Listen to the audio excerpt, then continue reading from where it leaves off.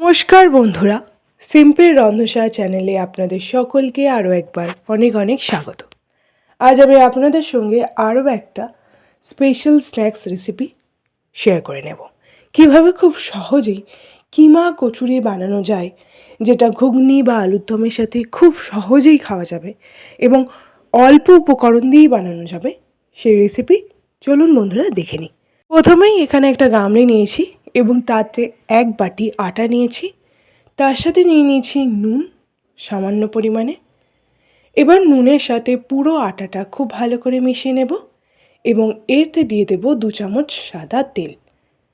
তেলটাকে খুব ভালো করে সমস্ত আটার সাথে মিশিয়ে নিয়েছি। আজকের আমি এই স্ন্যাক্সটা কিন্তু আটা দিয়ে বানাবো, ময়দা ব্যবহার করব না। এবার এতে অল্প পরিমাণে জল দিয়ে একটা ডো বানাবো। একটু নরম ডো হতে হবে, খুব বেশি শক্ত হবে না। দেখুন বন্ধুরা, একদম মিহি একটা ডো বানিয়েছি। ঠিক এই রকম একটা ডো আমি বানিয়ে নিলাম। এবার এটাকে কিছুক্ষণ আমি রেস্টে রেখে দেব। অন্যদিকে আদা, রসুন, পেঁয়াজ এবং টমেটো কুচি করে নিয়েছি। কড়াইতে 3 থেকে 4 চামচ সাদা তেল দিয়ে তেল গরম হয়ে গেলেই গরম তেলেই প্রথমেই আমি দিয়ে দেব চিকেনের কিমা। আমি এখানে বোনলেস চিকেন নিয়েছি 400 গ্রাম। সেটাকে মিক্সারে ভালো করে গ্রাইন্ড করে নিয়েছি। এবার এই চিকেন কিমাটাকে গরম তেলে দিয়ে দেব। এটাকে একটু ভেজে নিতে হবে। আজকের এই কিমা কচুরি বানানোর পুরটা কিন্তু অবশ্যই আপনারা খুব ভালো করে দেখবেন বন্ধুরা। তো হালকা ভেজে নেওয়া কিমাটা আমি একটি পাত্রে ঢেলে নেব। এবার কড়াইতে আরও কিছুটা পরিমাণ সাদা তেল দিয়ে প্রথমেই দিয়ে দিলাম মৌরি ফোড়ন এবং তারপরে দিয়ে দিলাম একে একে ঝিরিঝিরি করে কেটে রাখা পেঁয়াজ কুচি, লঙ্কার কুচি এবং তার সাথে দিয়ে দিলাম রসুন বাটা। পেঁয়াজ এবং কাঁচা লঙ্কাটা ভেজে নেওয়ার পর রসুন বাটাটাও দিয়ে দেব এবং পুরো মশলাটা খুব ভালো করে আমি রান্না করে নেব, যাতে মশলার কাঁচা গন্ধটা না থাকে।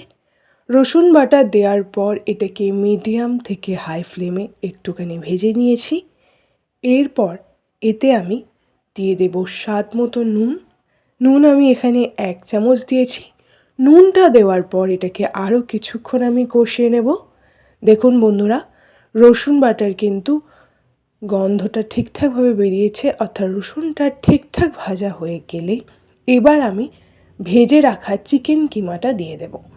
চিকেন কিমাটা দেওয়ার পর এটাকে আরও কিছুক্ষণ আমি কষিয়ে নেব। অবশ্যই বন্ধুরা, চিকেন কিমার এই পুরটা যতটা টেস্টি হবে, আজকের কিমা কচুরি কিন্তু ঠিক খেতে ততটাই টেস্টি হবে। তো এটাকে কিছুক্ষণ ভেজে নেওয়ার পর এবার আমি এতে ওপর থেকে দিয়ে দিলাম আদা বাটা 1 টিস্পুন। আদা বাটার পর এবার আমি দিয়ে দিলাম হলুদ গুঁড়ো 1/2 চা চামচ। হলুদ গুঁড়ো দেওয়ার পর এটাকে আমি আরও কিছুক্ষণ কষিয়ে নেব। যেহেতু কাঁচা লঙ্কা দিয়েছি, তাই আমি এখানে আর লঙ্কার গুঁড়োটা দিলাম না বন্ধুরা। তবে আপনারা চাইলে কিন্তু দিতেই পারেন, ঝালটা নিজেদের পছন্দ অনুযায়ী দেবেন। পুরো মশলাটা যাতে কিমার সাথে খুব ভালোভাবে মিশে যায়, তাই আমি এখানে অল্প পরিমাণে জল দিয়েছি, যাতে এই কিমা পুরটা একটু মাখো মাখো হয়ে যায়। দেখুন বন্ধুরা, প্রায় 1 থেকে 2 মিনিট এটাকে খুব ভালো করে রান্না করে নিয়েছি।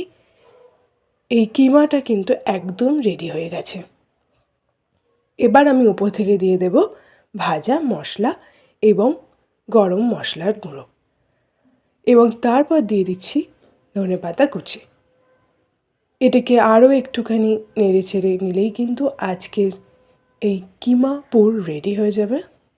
যে জলটা আমি দিয়েছিলাম সেটা কিন্তু অনেকটাই শুকিয়ে গেছে এবং পুরো পুরটা মাখো মাখো হয়ে গেছে, এরকমই হবে। এবার আমি এটাকে একটি পাত্রে ঢেলে নেব। আজকের স্ন্যাক্সের কিন্তু কিমাটা একদম রেডি এবং চিকেন কিমা যদি আপনারা এইভাবে রান্না করেও খান, তাও কিন্তু এটা টেস্টি হবে। এবার আমি এটা একটি পাত্রে ঢেলে নিলাম। অবশ্যই খেয়াল রাখবেন যাতে মশলার কাঁচা গন্ধ না থাকে এবং যে চিকেন কিমাটা আমি এখানে দিয়েছি সেটা যেন ঠিকঠাকভাবে কুকড হয়। এবার আমি এটাকে একটি থালায় ঢেলে নিলাম। এটাকে ঠান্ডা হতে দেব কিছুক্ষণ। এটা ততক্ষণ ঠান্ডা হোক। অন্যদিকে যে ডোটা বানিয়েছিলাম সেটাকে 1 ঘন্টা আমি রেস্টে রেখেছিলাম। এবার এটা থেকে সমান মাপের লেচি কেটে নেব। দেখুন বন্ধুরা, এবার লেচিগুলোকে কেটে নেব। আমি কিন্তু এখানে লেচিগুলোকে খুব একটা বেশি বড় বানাইনি। সমস্ত লেচিগুলোকে কেটে নেওয়ার পর এবার এরকমভাবেই একটা পুর ভরার মতো করে বানিয়ে তাতে আমি কিমা পুরটা দিয়ে দেব। দেখুন বন্ধুরা, ঠিক এরকম একটা বাটি আকারে বা খুলি আকারে বানিয়ে নিলাম। এবার আমি ওর মধ্যে কিমার যে স্টাফিংটা আছে সেটা ভরে দেব এবং খেয়াল রাখতে হবে যাতে পুরটা বাইরে বেরিয়ে না যায় বা লেচিটা ফেটে না যায়, সেই জন্য খুব হালকাভাবে ঠিক এইভাবেই মুখটা মুড়ে দেব যাতে পুরটা ঠিকঠাকভাবে লেচির সাথে থেকে যায়। এভাবে আমি বাকিগুলোকেও ঠিক একইভাবে স্টাফিংটা ভরে নেব এবং অবশ্যই খেয়াল রাখবেন যাতে পুর সঠিক পরিমাণেই দেওয়া হয়, কম বা বেশি না হয়, তাহলেই কিন্তু এই কিমা কচুরিটা খেতেও ভালো হবে এবং ঠিকঠাকভাবে তৈরি হবে। তো এভাবেই বাকি লেচিগুলোতেও আমি পুর ভরে নেব।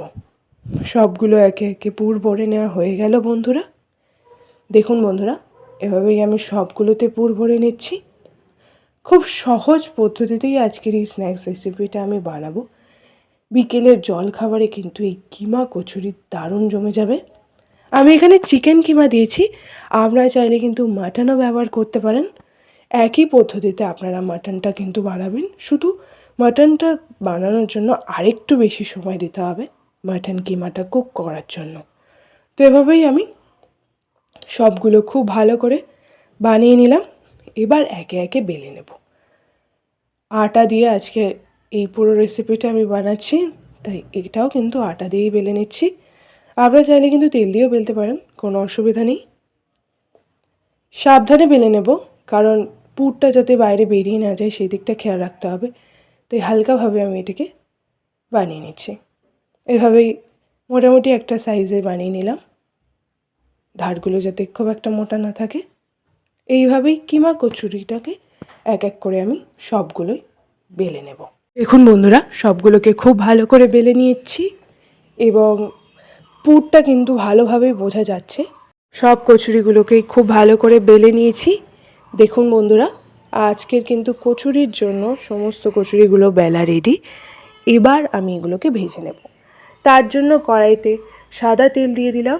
তেলটা গরম হয়ে গেলেই কিন্তু আমি একে একে কচুরিগুলো দিয়ে দেব। দেখুন বন্ধুরা, এটা কিন্তু আস্তে আস্তে ফুলছে। একটা দিক হয়ে গেছে, এবার আমি এটা উল্টো দিকটাও ভেজে নেব। দেখতে কিন্তু দারুণ লাগছে এবং আশা করছি খেতেও খুব ভালো হবে। দেখুন বন্ধুরা, উল্টো দিকটাও ঠিক একইভাবে ভেজে নিলাম।